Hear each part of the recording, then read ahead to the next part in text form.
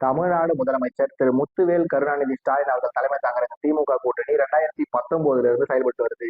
2019 உருவான இந்த வெற்றி கூட்டணியில ஒரு சில சின்ன கட்சிகள் உள்ள வரத்து வெளியே போறதுமா இருந்தாலும் பெரிய கட்சிகள் எல்லாருமே இன்டாக்டா தான் இருந்தாங்க. அப்படி கூட்டணியில இருந்த ஒவ்வொரு கட்சியும் ஒரு தாய் மக்களா இருந்ததுனால தான் 2019 நாடாளுமன்ற தேர்தல், 2021 சட்டமன்ற தேர்தல், 2024 நாடாளுமன்ற தேர்தல் சொல்லி தொடர்ந்து 3 தேர்தல்களை திமுக கூட்டணியால மிகப்பெரிய வெற்றி பெற முடியுது. இப்படி கூட்டணி கட்சிகளா இல்லாம ஒரு தாய் மக்களா இருந்த திமுகவோட கூட்டணி கட்சிகள் தொடர்ந்து 3 பொது தேர்தலில் மாபெரும் வெற்றி பெற்ற திமுகவோட கூட்டணி கட்சிகள் மேல எந்த கட்சியோட கண்டுபிடித்தது தெரியல.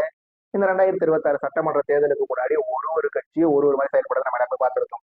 இப்படி இது எல்லாத்தையும் முடிஞ்ச பிறகு இப்ப திமுக அந்த எல்லா கட்சிகளுக்கும் தொகுதிகளை அறிவிச்சிருக்காங்க. 2021 சட்டமன்ற தேர்தல் அப்ப 25 தொகுதியில போட்டிட்ட காங்கிரஸ் தாவேகாவை காரணமா காட்டி இந்த தேர்தல் 28 சீட் வாங்கிட்டாங்க. 40 கேட்டாங்க, நாங்க 28 தான் கொடுத்தோம் அப்படின்னு சொல்லி டிஎம்கே, நாங்க போன தடவை 25 இந்த தடவை 28 அப்படின்னு சொல்லி காங்கிரஸ், ரெண்டு பேரும் மீசையில முன்னோட்ட சுத்திட்டு இருக்காங்க. அது ஒரு பக்கம் இருந்துட்டு போகட்டும். 2021 சட்டமன்ற தேர்தல் அப்ப 6 தொகுதியில உதயசூரியன் சட்டத்துல போட்டிட்ட மதிமுக இந்த முறை ஒரு தொகுதியில சொந்த சின்னம், 3 தொகுதியில உதயசூரியன் சின்னம் பண்றது வளர்ச்சியா இல்ல வீழ்ச்சியான்னு எனக்கு கண்டிப்பாவே தெரியல. சிபிஐக்கு 6ல இருந்து 5, சிபிஎம்முக்கும் 6ல இருந்து 5, ஐஎம்எலுக்கு 3ல இருந்து 2 சொல்லி இந்த முறை திமுக ஒரு மாதிரி கராரா தான் கூட்டணி கட்சிகிட்ட செயல்பட்டு இருந்தாங்க.